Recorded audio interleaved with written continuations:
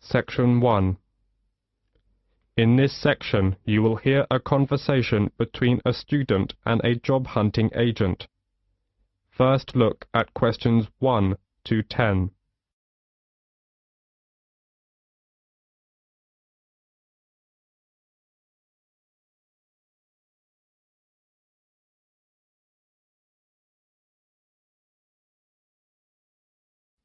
Now we shall begin. You should answer questions as you listen because you will not hear the recording a second time. Now listen carefully and answer questions 1 to 10. Section 1. Good morning. May I help you? Oh, good morning. Is this the Student Job Center? Oh, yes. I was wondering if perhaps you could tell me a bit about the job. You know, the hotel recruitment program that offers a range of work at the hotels in the area. Of course. Take a seat, please. I'll take you through some of what we have on offer. Thank you so much. Oh, wait a second and I'll get my pen. Okay. The first job is reception assistant at the Parkview Hotel. The Parkview Hotel has quite an international flavor, so you'll need to speak at least 2 foreign languages. Sure. I can speak fluent French and Spanish, so that's no problem. Good. And many guests, of course, travel by car, and you may have to take their vehicles around to the car park, so you will need to have a valid driving license, and you will not be allowed to do the job if you haven't. Okay, I got that. Right. And they also say that basic computer skills, such as word processing, would be an advantage, although this isn't a requirement. Well, I just got my computer skills certificate, so I have no worries about that. This is quite a varied job, and in fact, I should point out that at certain times of the day, it would involve heavy lifting when guest luggage arrives, or perhaps deliveries come in. Is that okay for you? Well, it's hard to say at this moment, but I'll bear that in mind when deciding whether to apply for this post. Sure. Another job is general assistant at the Lakeside Hotel. To be honest, the pay is rather low, but there are compensatory factors.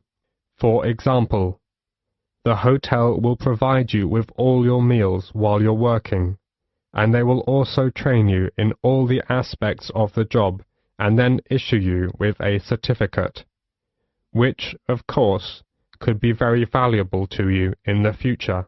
Oh, that sounds great. Now, the third job on offer is catering assistant at Hotel 98's smart new premises.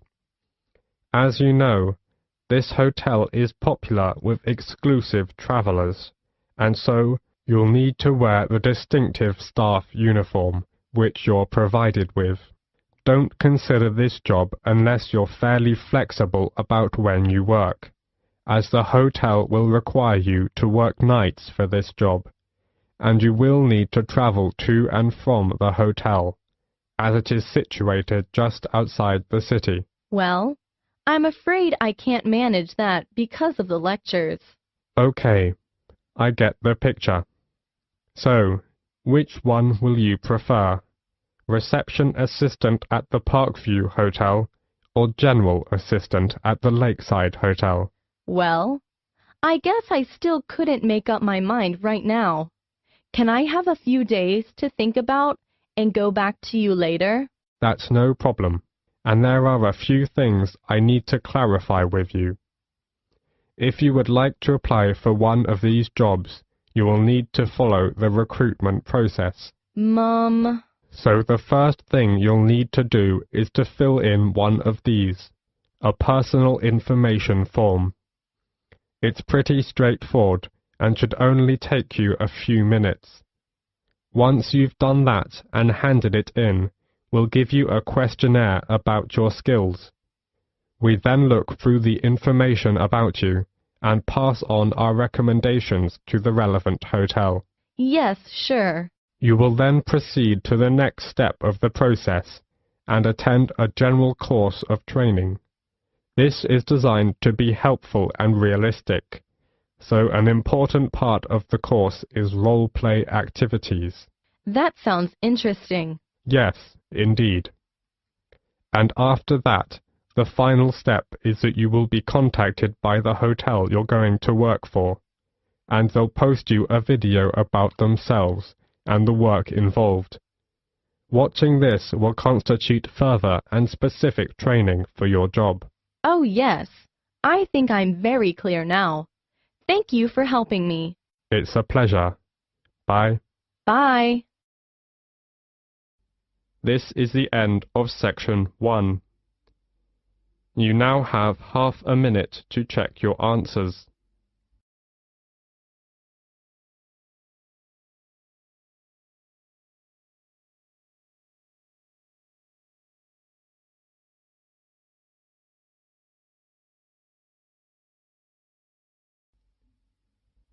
Now turn to section 2. You will hear a doctor from a medical center giving some information about the center. As you listen, answer questions 11 to 20. First, you will have some time to look at questions 11 to 14.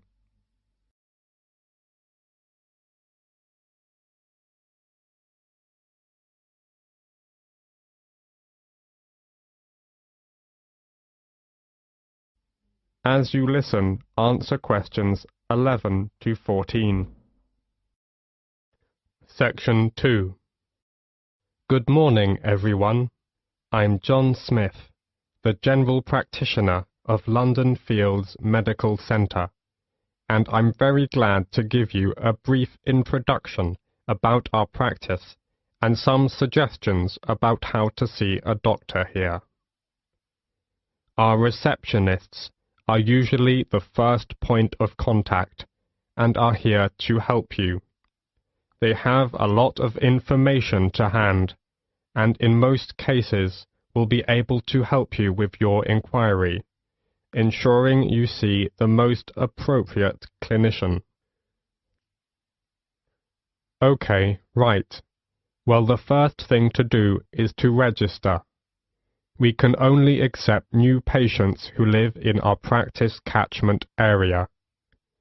To register with us, you will need 2 proofs of address, such as bank statements or tenancy agreements, plus 1 form of ID, such as passport or driver's license. If you are foreign nationals, then you'll have to register as a temporary visitor. Then, fill in this form. It's a medical history form. You have to give details of any illnesses you have had. Then, you also need to write down if you've got any allergies. Okay? This as well as that. We need to know if you've had any operations. And, last of all, you have to give full details of current medication you may be on. This as well as that. You need to fill in this registration card. This is for your personal details. That's your full name, address, and telephone numbers. Okay? And we also need to make an appointment for you to see the doctor for a new patient health check. It'll just take about 15 minutes, that's all. It's just a basic checkup, really. Before the speaker goes on with his introduction, look at questions 15 to 20.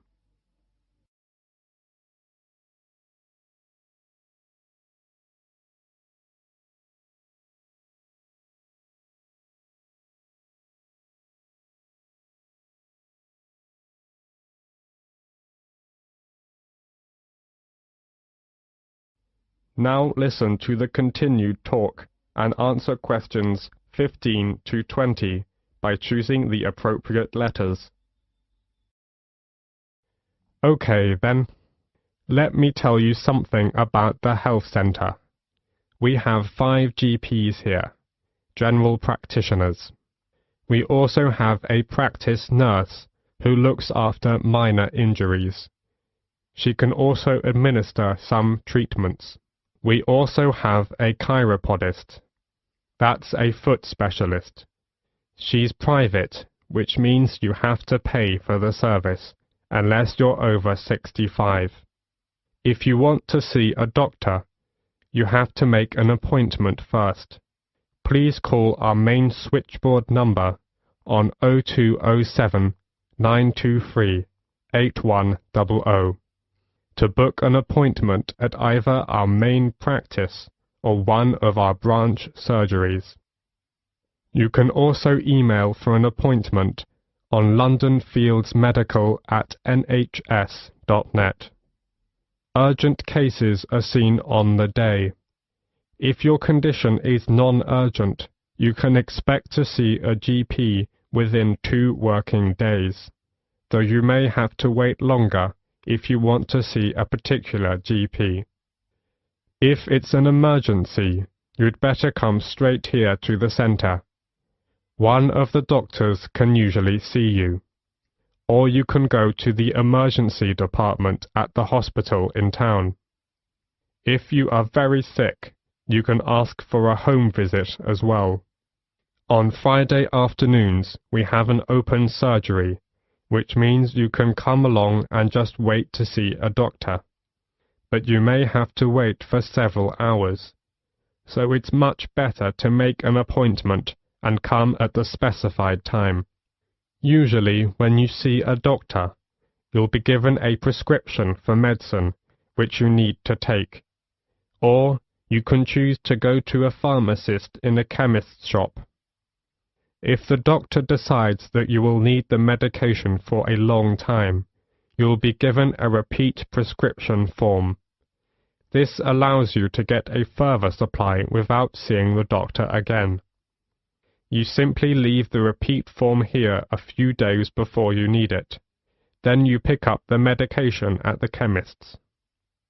Oh, you may wonder how much this all costs. Well, there is no charge for seeing a doctor.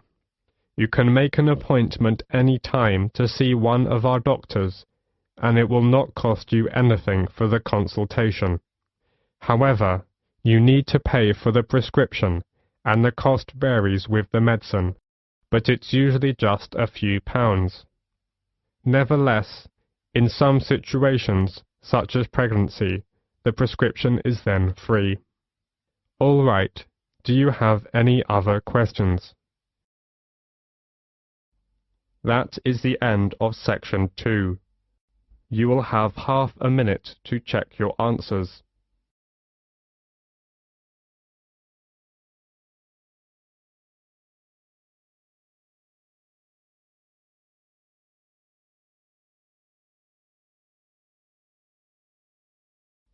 Now turn to section 3.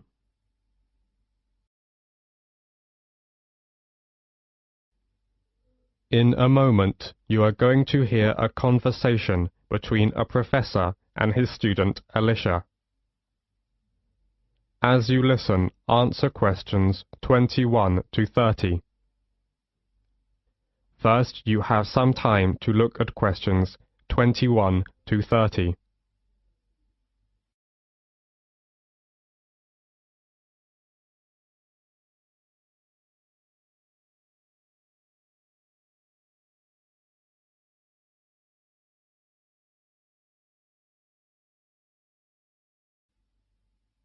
Now, listen carefully to the conversation and answer questions 21 to 30. Section 3. Until recently, we knew almost nothing about how important bees are in maintaining natural diversity. Now we know more about them. We know, for example, that bees fall into two categories: wild bees and domesticated honeybees. A main reason for the domestication of bees has always been the production of honey and beeswax. We also know that honeybees are the dominant pollinators. In addition to bees, wasps, moths, butterflies, flies and beetles, as many as 1,500 species of bird and mammals serve as pollinators. Many crops of commercial importance, such as almond, cherry, avocado pear, watermelon, cucumber, rely on pollination by insects, and of these insects, bees are by far the most important. Animals and insects provide pollination services for over 3/4 of the stable crop plants, and for 80% of all flowering plants in the world. The economic value of animal pollinators to world agriculture has been estimated to be $200 billion per year. Pollination is one of nature's services to farmers, so think about this. If you eliminated the pollinators, it would take the food right out of our mouths. We biologists never imagined we'd see the day when wild plants or crops suffered from pollinator scarcity. But, unfortunately, that day has come. In fact, farmers in Mexico and the US are suffering the worst pollinator crisis in history. So, what happened? Any ideas? Alicia? It is, because of natural enemies? I read something about a kind of parasite that's killed lots of bees. It's true. An outbreak of parasitic mites has caused a steep decline in North American populations of honeybees. But parasites aren't the only factor. What about the pesticides used on farms? All those chemicals must have an effect. Most definitely, yes. Pesticides are a major factor. Both wild and domesticated bees are in serious trouble because of pesticides. In California, farm chemicals are killing around 10% of all the honeybee colonies. Agriculture in general is part of the problem. Another example is the monarch butterfly. Millions of monarchs from all over the US and southern Canada fly south every year in late summer. The monarch is the only butterfly that returns to a specific site year after year. Unfortunately, the herbicides used in the milkweed in the Great Plains are taking a toll on monarchs, and fewer of them are reaching their winter grounds in Mexico. In a recent field study at Cornell University in the US, it was found that monarch butterfly caterpillars eating corn-toxic pollen blown onto milkweed plants near cornfields had suffered significant adverse effects, leading to death of nearly 20% of the caterpillars. Wow, 20%! That's so tragic. And it's more than that. There are over 1,500 species of butterflies in the Indian subcontinent, but their population is dwindling because of environmental changes. Many man-made environmental changes like deforestation, extension of farming, and unrestricted urbanization are threatening some species of butterflies to extinction by destruction or disturbance of their larval as well as adult food plants, feeding grounds and shelters. Many of the most spectacular and endangered species have various levels of protection under local legislation. However, there is a major trade in the spectacular tropical species for incorporation in ornaments and souvenirs. The international demand for insects is greater than most people realize. Yes, indeed. I once read an article about another important pollinator, the long-nosed bat. These amazing animals feed on cactus flowers, but they are having a tough time too. Some desert ranchers mistake them for vampire bats, and they've tried to poison them or dynamite the caves where they roost.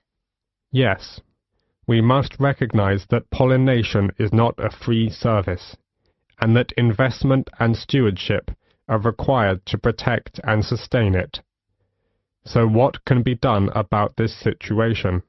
Well, wildlife farming, based on sustainable exploiting wild creatures, can help to save endangered species like butterflies and their habitats. Besides, gardeners, orchard growers, farmers, and urban dwellers can switch to more pollinator-friendly organic methods of cultivation to reduce wildlife exposures to insecticides, herbicides, and fungicides. That's right. Actually, the focus on beekeeping needs to change from conventional honey production to crop pollination. That is the end of section 3. You now have half a minute to check your answers.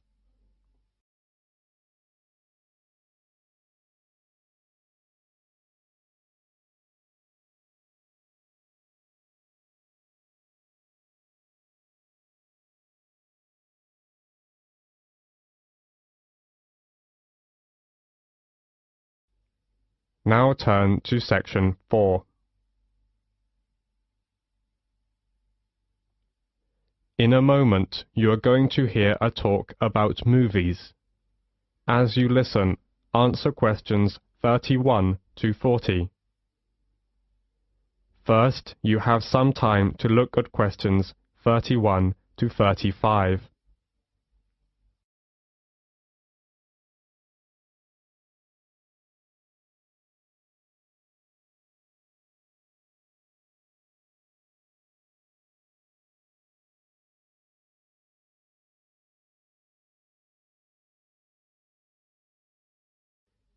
Now, listen carefully to the talk and answer questions 31 to 35. Section 4. The London Eye. Today I want to focus on some of the major sites that attract tourists to cities, and I am going to begin with the London Eye. The London Eye is London's newest major tourist attraction. It is a huge wheel designed to celebrate the millennium year 2000, so it's also known as the Millennium Wheel. It stands at Millennium Pier on the south bank of River Thames, close to the south end of Westminster Bridge, and within an easy walk of the Houses of Parliament and Big Ben. Though it looks like a huge Ferris wheel, the London Eye is no fairground thrill ride, but a slow and stately way to experience London in a unique way. The London Eye is the UK's most popular paid-for visitor attraction, visited by over 3.5 million people a year. The Eye was built between 1998 and 2000. It seems remarkable that a site that has so quickly become a symbol of modern London has been around for such a short time. It took fully 7 years from start of the design process to create the Eye. It was intended to stand for only a few years, but it proved to be such a popular attraction that the decision was made to make the wheel a permanent feature of the London landscape. The Eye was sponsored by British Airways, and for several years after opening, it was referred to as the British Airways Millennium Wheel. Today the London Eye is under the ownership of the London Eye Company, a subsidiary of Merlin Entertainments Group Company. Constructing the Merlin Entertainments London Eye was a massive challenge. It's the tallest cantilevered observation wheel in the world, rising high above the London skyline at 135 meters. It was a piece of daring innovation and revolutionary design which combines the best of British design, architecture, and engineering with an exceptional team of experts. Before the talk goes on, you have several seconds to look at questions 36 to 40.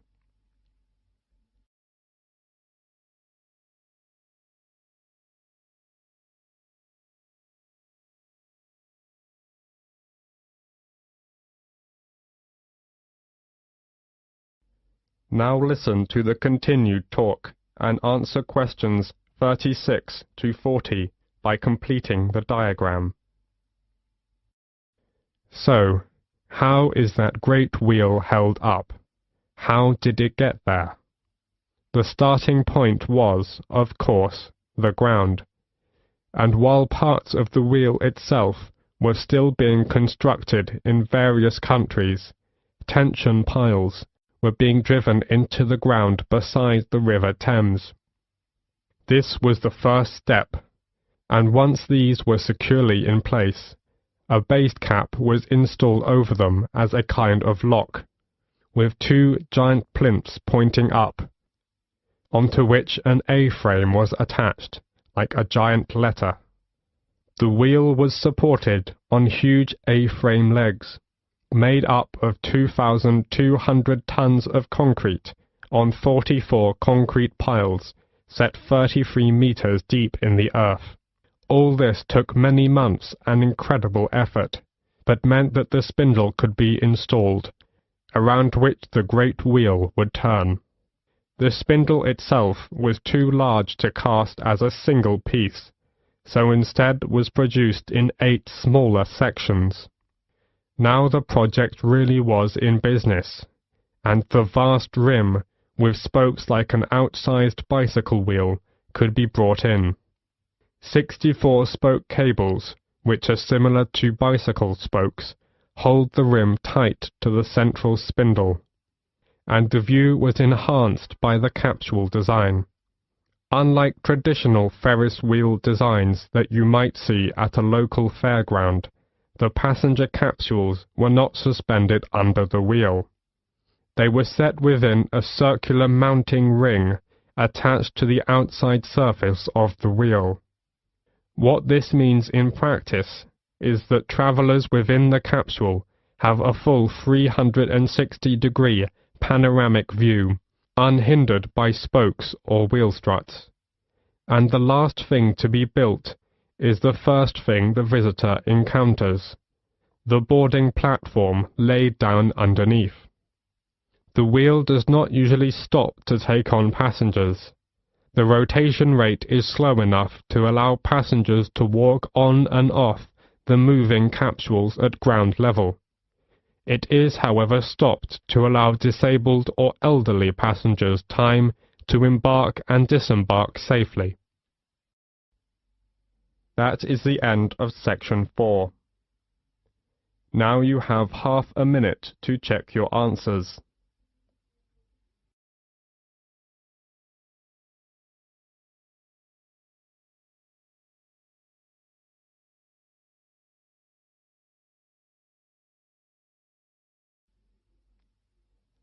That is the end of listening practice test 3.